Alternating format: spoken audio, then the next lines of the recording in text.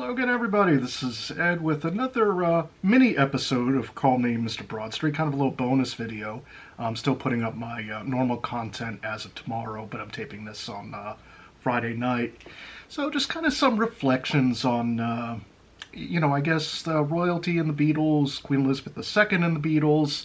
Now I know there's been a lot of different opinions, a lot of different talk, a lot of different very valid conversations as far as her place in history and other, very timely topics about the monarchy.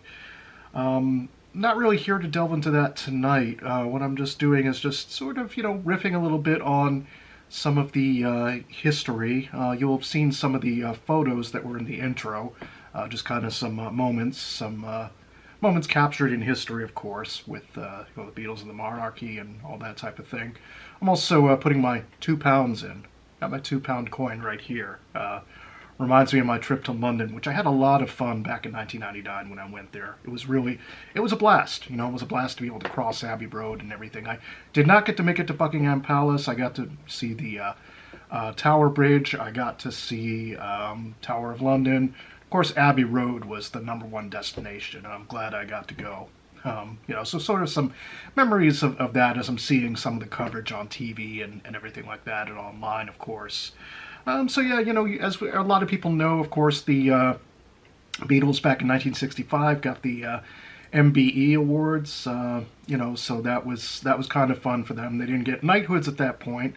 I think they should have, to be honest, but they weren't ready to accept them into the establishment quite like that yet. Just seeing the 1965 pictures of obviously the Beatles with Brian Epstein there, a very big, proud moment. I know, of course, John later returned his MBE about 4 years later in kind of protest of things that were going on. I know the other three kept theirs. George, I don't think ever really got to be knighted. I think in 2000 I read somewhere that they were offered him an OBE, Order of British Excellence, I think is what it's called. Feel free to correct me in the comments below, by the way, if I'm getting some of the terminology wrong, especially to some of our friends across the pond, as you know. But yeah, with George, I guess he didn't want to accept it, and then, of course, sadly, he passed away the next year. John never really got anything besides the MBE. Sadly, again, he didn't get to see past 1980. Although, a little bonus here, he did get stamps right there. U.S. stamps, see that?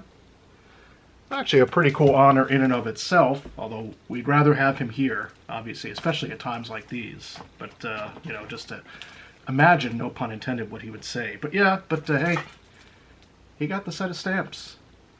So, that's not too shabby, John. Not too shabby at all. And I know with Paul, of course, it was really a big honor to see him knighted back in 1997 during the Flaming Pie era. It was really cool.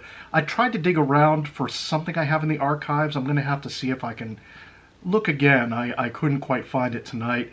I do have a copy of the Liverpool Echo, and there's definitely like a nice cover glossy photo folder of him. He's holding up his knighthood, kind of like, that, and he dedicated it to John, George, and Ringo, of course. And Linda got to see that moment, which was really nice. We didn't know what would happen the next year after that. But this was 1997, Flaming Pie era. It was really nice to see.